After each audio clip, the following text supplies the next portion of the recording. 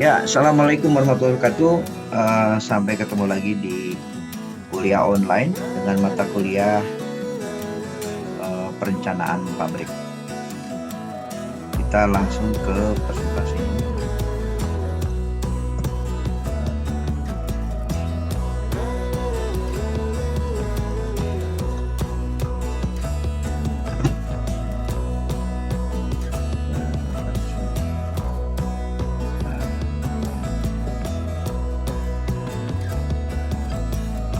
Oke, kita tahu bahwa ini adalah sistematikanya. Kita sudah, ini sebenarnya kalau tata letak pabriknya nanti kita bahas di mata kuliah tata pabrik. Tapi kita sekarang akan menuju ke bagaimana kita melakukan distribusi output mengenai pengadaan material distribusi, dan rantai supply management. Kita bahas dulu mengenai rantai supply chain management.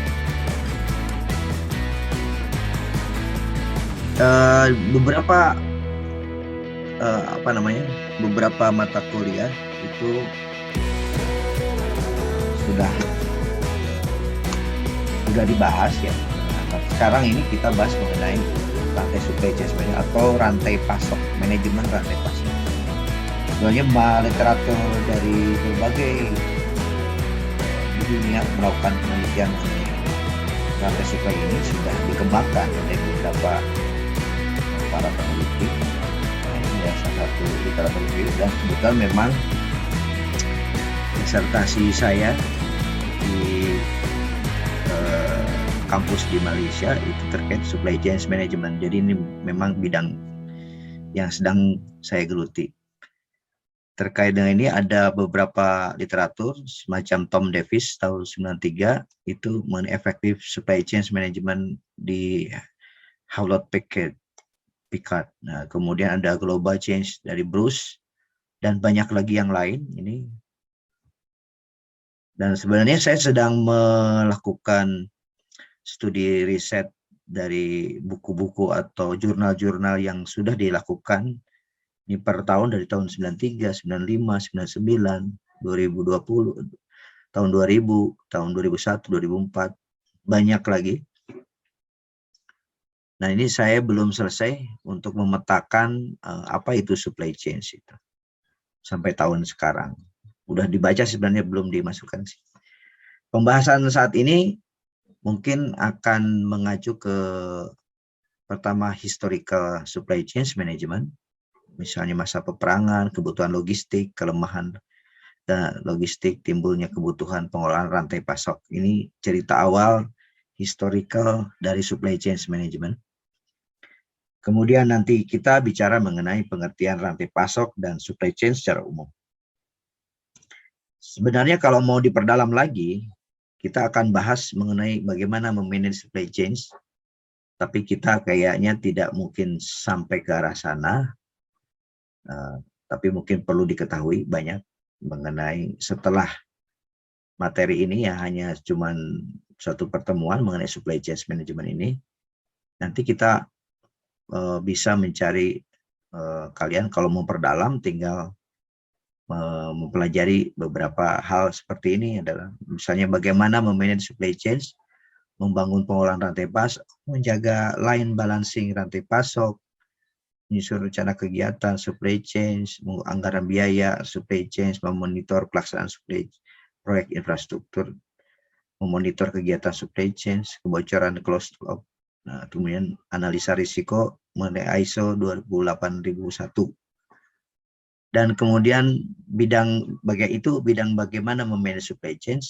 Nah, terus yang bidang berikutnya bagaimana melakukan improvement supply chain. Itu ada beberapa metode-metode analisis.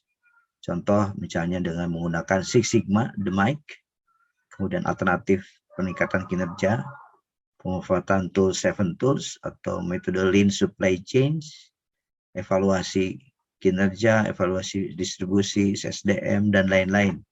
Ini merupakan satu metode-metode, kumpulan metode bagaimana melakukan improving dari supply chain management.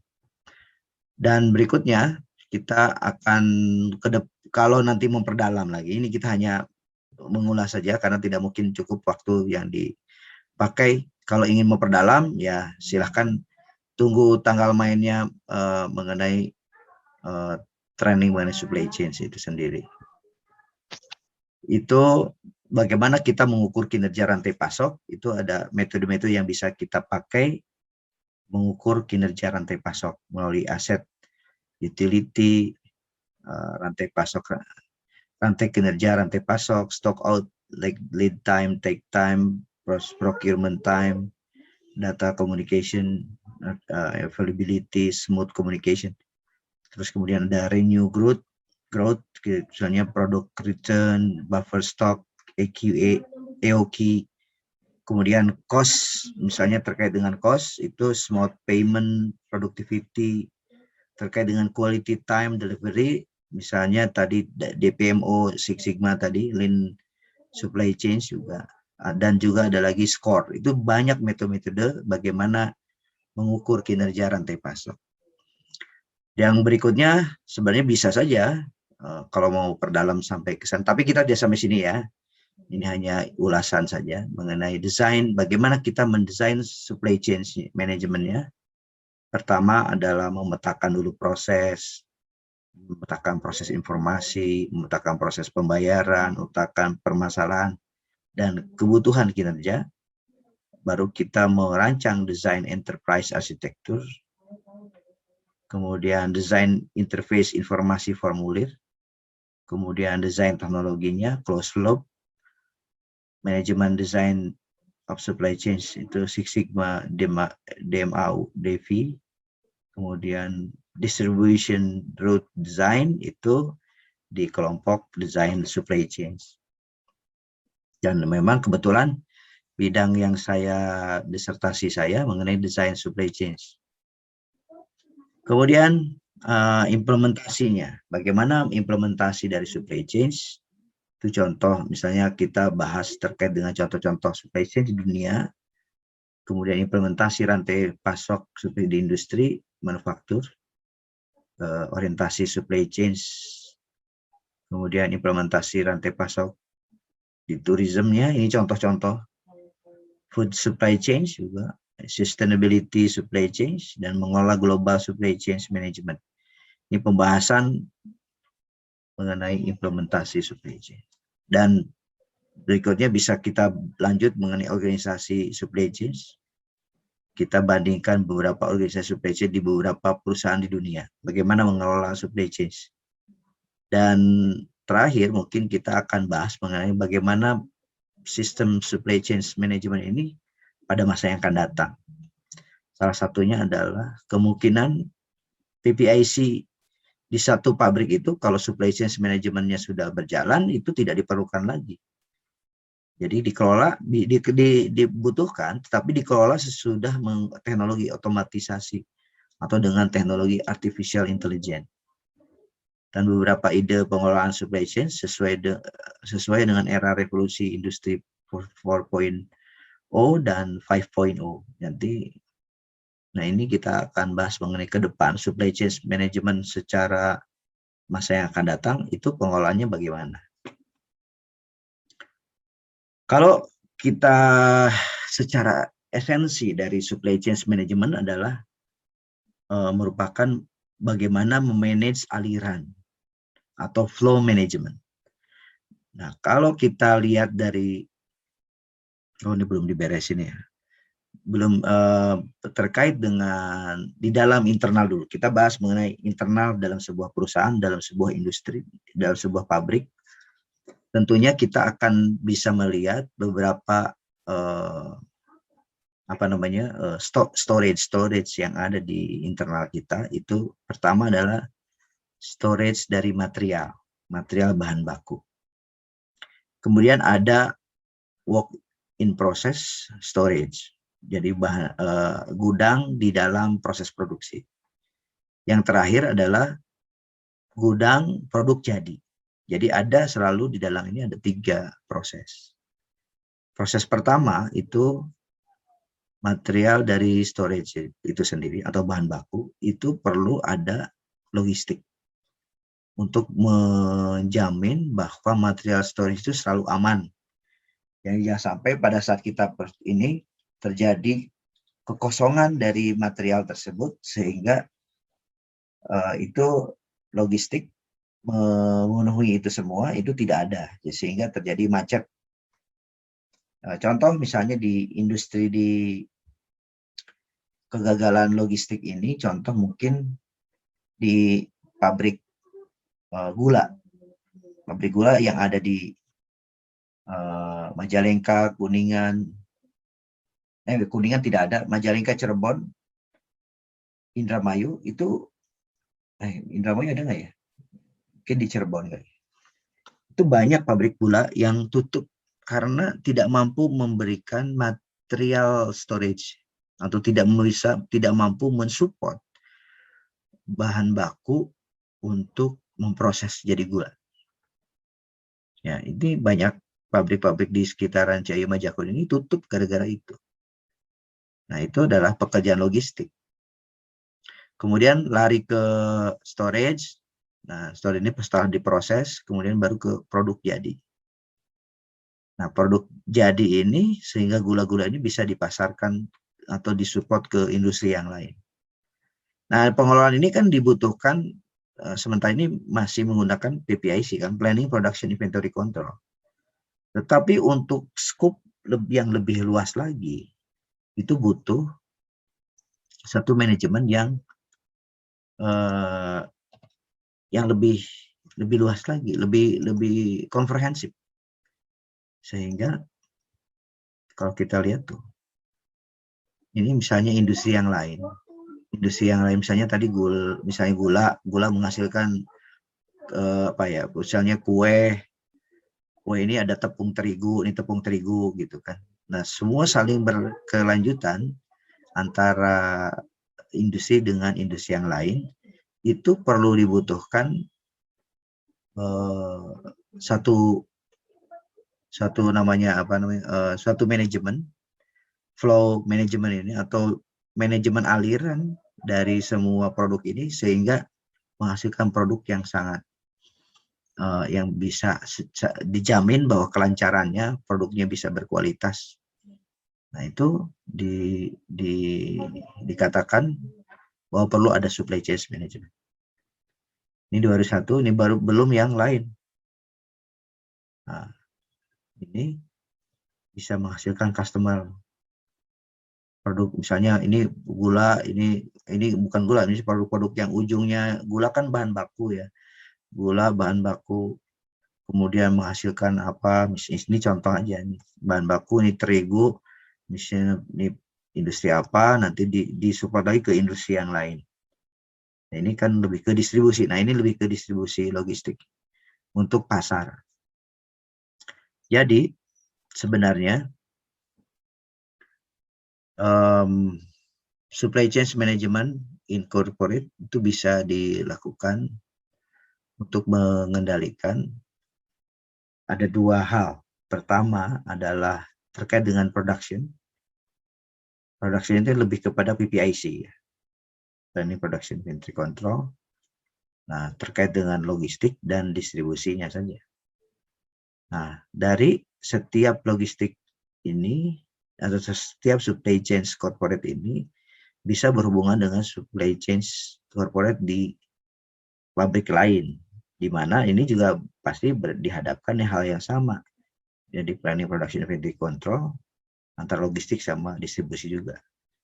Begitu dengan supplier-supplier yang lain itu menghasilkan menggunakan planning production inventory control yang dinaungin, mengendalikan logistik dari corporate itu dan distribusinya.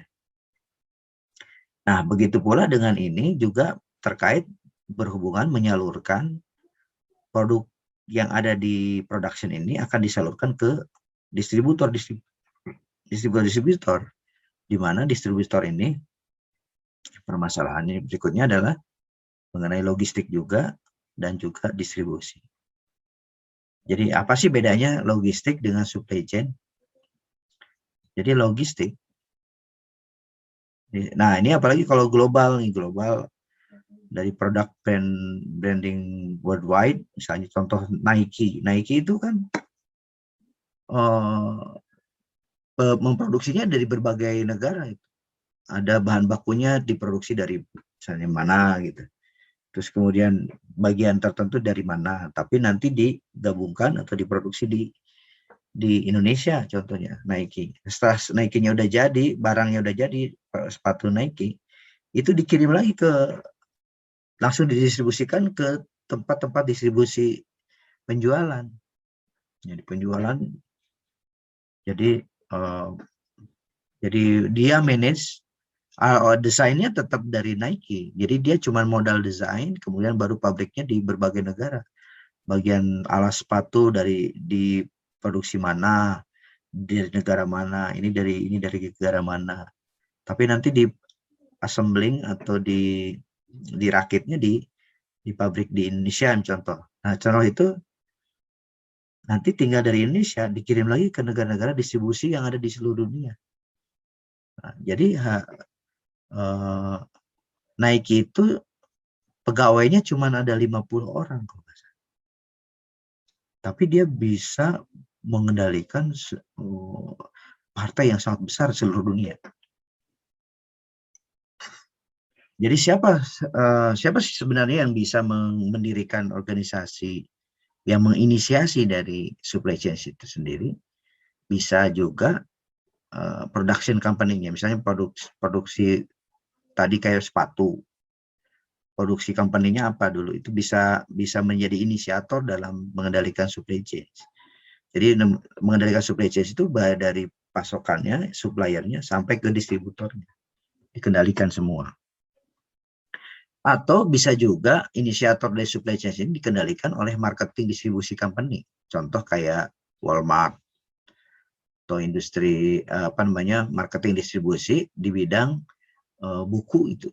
Buku-buku itu kan di Walmart ataupun atau produksi-produksi lain kayak, atau misalnya marketing atau toko, misalnya toko-toko besar itu punya kekuatan untuk mengendalikan secara supply chain. Ya, dari distribusi produknya, supplier dari toko tersebut sampai ke distribusi beberapa toko-toko mereknya dia. Kayak contoh produk-produk rumah tangga tuh ada itu Acer itu juga distribusi ke toko-toko untuk rumah tangga itu juga punya kekuatan untuk inisiator mendirikan supply chain management. Atau third party between production company dengan marketing. Jadi antara dua kerjasama antara production company dengan marketing distribusinya. Keempat, bisa juga inisiatornya adalah association atau komunitas dalam supply chain management. Misalnya contoh kayak ada perusahaan supply chain itu dia kayak semacam asosiasi, dihimpun, ada BSCI, terus kemudian ada juga banyak macamnya. Itu misalnya mau barang siapa yang mau ekspor ke Eropa itu harus terkumpul di BSCI dulu. Jadi orang-orang yang atau perusahaan-perusahaan yang ingin mengekspor ke Eropa itu akan lebih disaring dulu atau masuk ke dalam anggota membership asosiasi. Itu membershipnya bayar 100 pound sterling, sekitar lumayan 100 pound sterling, 100.000, pokoknya sekitar 60 jutaan lah, bayar tiap tahun. Tapi nanti dia dapat dipertemukan dengan perusahaan-perusahaan toko-toko besar yang ada di Eropa. Nah, itu dengan dibuat komunitas itu. Kelima, atau independent institution from government. Jadi bisa saja ini buat sebuah lembaga itu dari pemerintah, lembaga independen, ya, untuk melakukan rantai supply-nya. Keenam, bisa swasta, perusahaan holding company atau grup, ya. untuk mendirikan suatu lembaga yang mengatur supply chain atau mengatur aliran proses production atau proses produk atau jasa kepada dari supplier, production sampai ke customer atau distribusi customer. Itu diinisiasi oleh 6 hal tersebut. Secara historical, supply chain management ini sebenarnya itu masa kayak peperangan dunia kedua, itu kebutuhan suplai senjata. Jadi kalau kita mau perang, itu butuh senjata, butuh peluru, butuh makanan untuk sampai ke tempat-tempat yang di daerah. Kalau kita main game kan ada tuh game peperangan itu, buat dulu suatu tempat pertahanan, kemudian di situ disuplai, ada logistik ya, butuh kebutuhan apa di camp tersebut untuk bisa menyerang lagi ke tempat lain, pindah lagi tempat ya. Yaitu butuhkan logistik hal tersebut. Kemudian dia membuat benteng-benteng pertahanan, kemudian membuat kantong-kantong persenjataan, gudang peluru, serta dapur umum. Itu merupakan salah satu strategi dari logistik ya. Dulu masih logistik namanya, belum mengenal supply chain. Nah, kesuksesan sistem perang gerilya di Indonesia dipelajari oleh beberapa negara termasuk Vietnam, berhasil memenangkan peperangan dengan Amerika. Vietnam itu belajar sama Indonesia. Makanya dia menang di peperangan di gerilya karena belajar dari metode perangan di Indonesia. Sehingga Amerika bisa kalah. Kebutuhan pasok logistik ini setelah menguasai wilayah, maka segera membuat benteng pertahanan. Itu zaman dulu. Kemudian membuat basis pertahanan dan logistik, misalnya gudang senjata, gudang peluru, dapur umum, pakaian, tenda. Nah, zaman dulu, nah sama, Jepang juga sama melakukan hal. Cuman di Indonesia ini, gudang-gudang yang disembunyikan, tempat-tempat tertentu, kerjasama dengan desa-desa, dan desa itu nyaru, jadi mana tentara, mana masyarakat itu dia bingung. Belanda kalah karena kita ini. Kelemahan logistik, nah baru kita mulai ke arah logistiknya. Skup logistik lebih kepada pengadaan hal yang diperlukan. Contoh untuk senjata, peluru, makanan, pakaian, tenda, perlengkapan lainnya, dan transportasi. Nah, kelemahan logistiknya adalah tidak mencakup rantai pasok sebelumnya. Jadi misalnya senjata, cuma butuh senjata, tapi tidak mengontrol bagaimana proses senjata, pembuatan pabrik senjatanya di mana. Terus senjata ini butuh logam. Logamnya yang buat spare partnya siapa aja, supplier yang lain siapa aja. Kalau supplier itu mati tidak bisa menyiapkan itu, maka otomatis tidak bisa mempersiapkan senjatanya. Gitu. Jadi rantai pasok, skup logistik hanya dalam rangka mengadakan saja, tapi tidak sampai mengontrol dari supplier dari senjata sebelumnya. Seberapa kuat kemampuan rantai pasok tidak mencakup bagaimana mengukur seberapa kuat kemampuan rantai pasoknya. Jadi ini sangat detail antara kita mensuplai barang, tapi kita harus tahu dulu sampai ke lapangan apakah memang sudah aman untuk mencapai ketersediaan. Jadi tersediaan tidak hanya bentuk barang saja atau senjata aja, tapi sebelumnya harus dikaji lebih kuat. Ya, ini contoh yang paling ini kayak di Indonesia itu kayak pabrik gula itu sangat nyata di depan mata, karena kita tinggal hidup di wilayah Cimaja Kuning. Itu dalam pasokan gulanya sih kuat bisa, tetapi kalau bahan baku pembuatan gula itu misalnya ada pertanian tebunya itu berkurang, maka akan terjadi pengurangan. Nah, itu tidak diperhatikan bagaimana mekanisme lahan yang ada di daerah sekitar kita ini tidak didorong untuk mempertahankan petani tebu. Jadi petani tebu zaman dulu tidak dipersiapkan bahwa pabrik gula ini tidak memiliki tanah yang bisa mensupport. Sementara pabrik gula yang ada di Jaya Majakuning kebanyakan sewa lahan kepada masyarakat. Sedangkan pada saat sewa lahan gulanya kepada pabrik gula itu, kepada masyarakat menyewakan ini ke sana, tetapi dengan harga yang sangat minim. Pada saat di samping itu ada kesempatan lagi untuk lahannya ditanam di produk-produk lain atau pertanian lain lebih menguntungkan, maka dia akan otomatis akan pindah kepada penanaman, bukan penanaman tebu, tapi penanaman beras atau penanaman yang lain-lain yang lebih menguntungkan.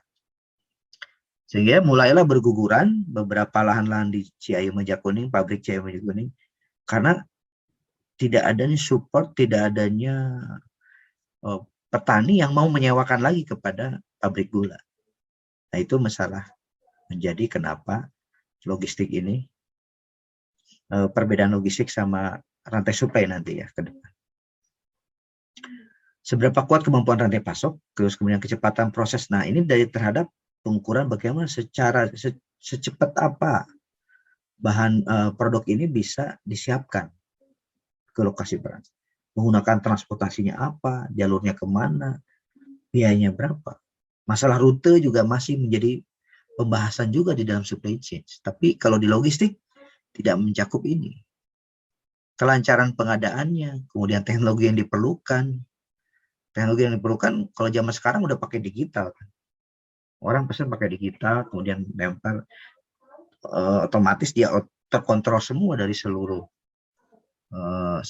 bidang, seluruh rantai pasok. Kemudian SDM yang diperlukan. Nah, terkait dengan SDM juga itu tidak mencakup logistik. Kalau supply chain terkait dengan berapa SDM yang harus diperlukan untuk mensupport kegiatan ini. Kesiapan budgeting dana yang dibutuhkan dan lain-lain. Jadi semua the whole thing flow management ini bisa, atau supply chain management, atau mengalirnya satu barang dari A sampai ke Z ini diperlukan apa saja ya, itu harus kita support. Itu namanya supply chain management.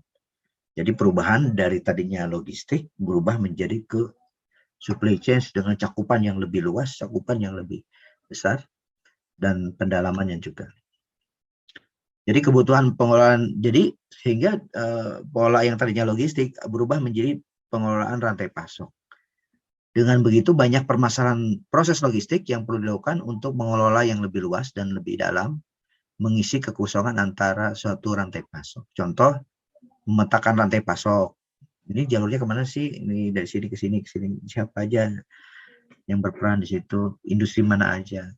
Memetakan rantai pasok untuk semua kebutuhan dalam peperangan. Ini sehingga dibutuhkan rantai pasok di peperangan.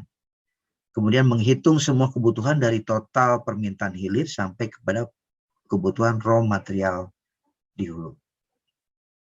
Ketiga adalah mengecek kapasitas dari setiap rantai pasok. Jika berlebihan dianggap aman, tetapi jika kurang dianggap tidak aman atau perlu ditambah kapasitas atau dicari alternatif tambahan kekuatan pasok. Ya, jadi harus ada terhadap kapasitas rantai pasok. Makanya kalau zaman dulu waktu gerilya Indonesia itu yang saya dengar, yang saya baca, yang saya lihat film-filmnya, gerilya ini kebanyakan menyerang dari proses logistik dari lawan kita. Jadi kenapa kita selalu di film-film menghadang, mengirimkan makanan, barang, peralatan persenjataan di tengah perjalanan dengan membom jembatan-jembatan. Penyerangan di rantai pasok itu akan melemahkan benteng pertahanan di lawan. Ya. Kemudian keempat adalah menyelesaikan masalah-masalah yang di dalam upaya memperlancar rantai pasok itu sendiri. Ini contoh, kacau ini ya. Tapi nggak apa-apa lah. Ini rantai pasok adalah suatu rangkaian intensitas satu dengan yang lain yang saling berhubungan, yang berfungsi saling memberikan kontribusi untuk proses selanjutnya dari bahan baku, proses produksi, pelayanan, sampai ke pelanggan. Itu contoh misalnya agen rantai pasok, retail produksi, retail, retail bahan, misalnya produk apa gitu, di agensi, terus kemudian distributornya, kemudian manufakturnya, pabriknya. Nah, pabriknya kan dari reseller, supplier bahan baku.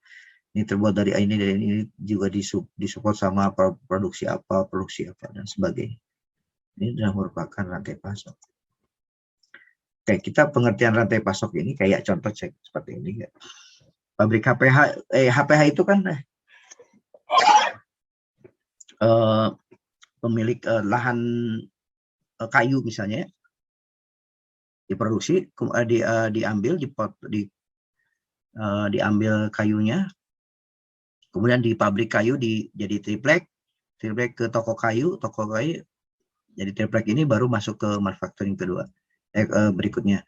Sedangkan bisa pemotongan kayu yang agak gelondongan, pabrik paku jadi manufacturing, pabrik cat masuk lagi. Nah, akhirnya di manufacturing setengah jadi ini dibuatlah. Nah, ini contohnya ada di daerah Cirebon tuh, ada daerah satu kampung itu semua produksi setengah jadi dari furniture. Produknya sih belum dicat, belum diapa-apain, tapi ada gitu. Sudah jadi bentuk furniture, tapi belum dicat, belum dikirim. Jadi kalau ada pesanan baru dicat. Nah, dari cat, pabrik cat ini cat toko kayu, kemudian cat furniture ke toko furniture. Jadi kalau ada furniture, ada pesanan, baru dicat di si produknya, baru kirim ke pelanggan. Kemudian ini mapping rantai pasoknya sama. Nah, pengertian rantai pasok, fenomena permasalahan rantai pasok itu contoh misalnya distribusi, persaingan internal antar jaringan distribusi, harga terlalu tinggi karena terlalu panjang distribusinya, tidak dapat dipastikan kedatangan barang, bisa juga. Produk banyak retur, penyimpanan kurang memadai, penanganan barang tidak baik, kehabisan barang atau stock out, kemudian harga jual di pasaran di atas harga batas produk, tidak tertatanya distribusi pangan, ini kalau pangan ya, rute pengangkutan sulit dijangkau, moda transportasi sampai pengecer juga sangat relatif kecil. Fenomena berikutnya adalah terkait dengan masalah supply, contoh raw material sulit didapat, ketidakjelasan kebutuhan raw material, harga bahan baku fluktuatif, tidak stabil harganya, perusahaan pemasok sangat sedikit, kualitas raw material menurun, pengangkutan raw material dijangkau, biaya pengangkutan raw material mahal, dan lain sebagainya. Ini adalah permasalahan di rantai pasok, rantai supply chain ini. Sehingga permasalahan yang perlu diselesaikan itu sangat banyak. Kalau kita lihat dari rantai pasok ini, saya membagi ada 4 macam aliran rantai pasok. Pertama, aliran sempurna, itu seperti kita punya pipa, saya kirimkan air 1 liter, ya kirim nyampe di sana, di ujung 1 liter juga. Tapi ada juga aliran yang kedua adalah aliran pipa bocor. Jadi kalau pipanya kita bolong-bolongin, kita lempar 1 liter, keluar sana nggak 1 liter, bisa setengah liter, sisanya bocor ke yang lain-lain. Nah, ini banyak kasus dalam distribusi barang itu bisa berkurang. Batu bara kalori 9.000 dikirim, nyampe ke tempat nggak nyampe 9.000 kalori, bisa turun jadi 6.000 gitu. Nah, itu harus diperhitungkan juga aliran pipa. Atau produk-produk, kan zaman dulu waktu kecil, waktu zaman di daerah Majalengka itu kan sering banyak lewat mobil-mobil tebu ya. Itu anak-anak kecil tuh kalau dia lewat tuh langsung lari diambilin semua tebu ya, 1, 2, 3 gitu. Udah situ kita makan tebu-tebunya itu digerogotin gitu. Itu zaman dulu waktu saya kecil. Yang harusnya sekian ada penurunan jumlah. Itu pipa bocor. Terus kemudian aliran sungai itu tadi kalau pipa bocor itu ada dia keluar, ya ini bisa juga aliran sungai mah masuk dari mata air bergabung menjadi satu sungai baru jadi aliran. Jadi sumbernya dari berbagai mata air menjadi sebuah aliran sungai sampai ke lokasi, ya, ke lokasi yang dituju. Nah, ada juga yang 4 aliran rantai pasok yang berpola aliran semacam waduk atau telaga. Itu dikumpulin dulu semua. Dikumpulin sampai ke yang besar, baru dialirin satu-satu, dikit-dikit. Jadi kayak ada gudang lah kalau di dalam ini, kalau realisasi dari rantai pasok ini, kita kayak bulog. Semua masuk dulu ke bulog itu akan ditempatkan di tempat-tempat tertentu, baru dikirim kebutuhannya berdasarkan kebutuhan. Ya. Jadi kebutuhan pengelola rantai pasok itu adalah untuk menjaga keseimbangan antara kebutuhan pasar dengan rantai pasok. Jadi menjaga keseimbangan, pasarnya butuh sekian, rantai pasok juga harusnya bisa mensuplai itu. Kedua adalah untuk menjaga ketersediaan barang di pasar. Ini kalau dari segi, bukan udah nggak bicara perang lagi ya, ini menjaga kalau di industri, di pasaran, menjaga ketersediaan pasar. Ketiga adalah untuk menjaga kestabilan harga. Jangan sampai supply dan demand itu berubah-ubah sehingga terjadi perubahan harga. Tujuan dari akhir dari supply chain management adalah menghasilkan produk yang biaya murah, 2, waktu yang efektif, 3 adalah kualitas yang baik. Nah, ini adalah merupakan rantai pasok terkait dengan, jadi setelah kita bikin pabrik kita harus berpikir juga bagaimana mendistribusikan, bagaimana si pabrik ini bisa berjalan dengan baik, suplainya terjamin, distribusinya juga terjamin ke pasar. Itu kira-kira mengenai penjelasan mengenai rantai pasok. Ya, kalau ada yang menanyakan silakan.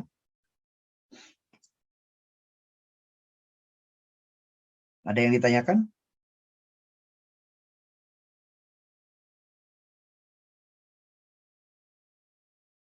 Ada? Pak, izin bertanya, Pak. Ya, siap, enggak. Itu kalau cara mengatasi misalkan part yang rusak di jalan atau di tempat suplainya itu gimana, Pak, caranya? Ya, mau nggak mau retur. Jadi ada mekanisme retur. Kalau ada di jalan rusak, jadi tercatat, kemudian diinformasikan ke manajemen supply chain. Manajemen supply chain akan memberitahukan kepada prinsipal atau pabrik industrinya untuk disiapkan. Nanti retur ini akan mengganti untuk pengiriman berikutnya. Bisa diganti, asal dibalikin lagi si produknya. Itu yang cara-cara itu yang biasa dilakukan. Jadi supply chain management itu adalah mengatur informasi, mengatur produk, mengatur jalurnya produk, ya, memperbaiki termasuk retur tadi, mengelola masalah pembayaran. Minimal ada 3, informasi, produk, distribusi produk, sama pembayaran. Jadi kalau pembayarannya macet, ya distribusi juga akan macet. Informasi juga, makanya kalau informasi ke depan, supply chain management itu, aliran informasi itu sangat penting. Sehingga dibutuhkan aplikasi-aplikasi informasi yang bisa secara real time akan dibutuhkan. Jadi ke depan itu, supply chain management itu bisa real time. Jadi contoh kayak gini. Si toko ini kehabisan, misalnya sebentar lagi habis, langsung pesan. 1 kontainer butuh, cepet pakai aplikasi di HP, kemudian otomatis si pabrik tahu, sampai ke bahan baku tahu. Oh, dibutuhkan nih si A, butuh sekian, sehingga dihitung secara otomatis atau menggunakan artificial intelligence, sehingga ada semacam penugasan. Oh, si ini sudah pesan sekian, dibutuhkan nih bahan baku butuh apa. Jadi otomatis kalaupun ada retur, akan kelihatan sejarah retur, historical returnya bisa ketahuan, oh ada retur. Jadi udah otomatis jalan. Sekarang ini kan masih manual, banyak manualnya. Manual telepon, melalui email. Jadi masih ada waktu yang dibutuhkan. Kalau ke depan jadi pengambil keputusan akan semakin dekat, semakin cepat. Gitu. Ada pertanyaan lagi? Ya, makasih Pak.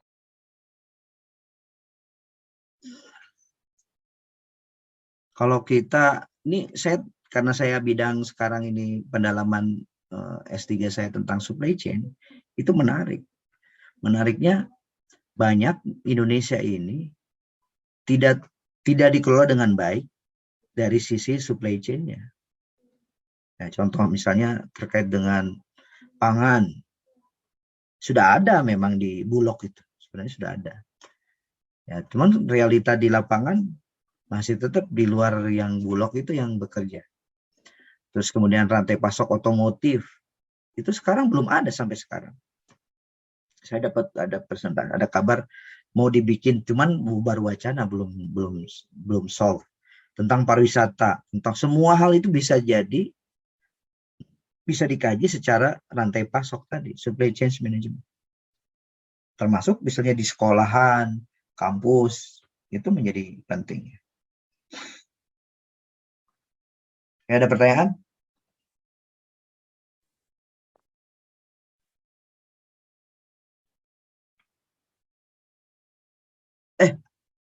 Oh tadi udah ya, subsen ya, oke.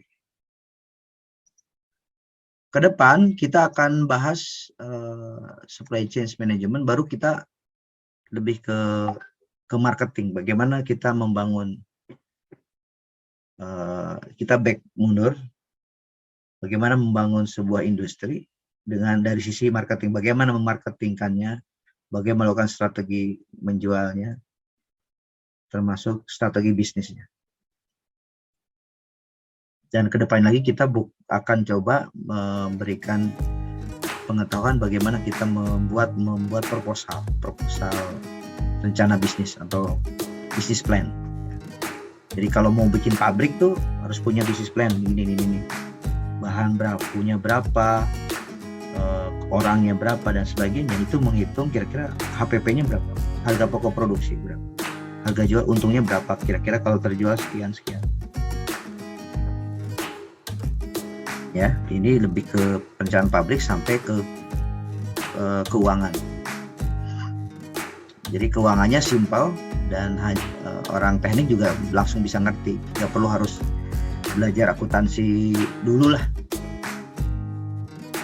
Kalau mau akuntansi bisa saja kalian perdalam sendiri. Oke. Kalau tidak ada pertanyaan, saya cukupkan sekian. Terima kasih. Assalamualaikum warahmatullahi wabarakatuh. Waalaikumsalam warahmatullahi wabarakatuh.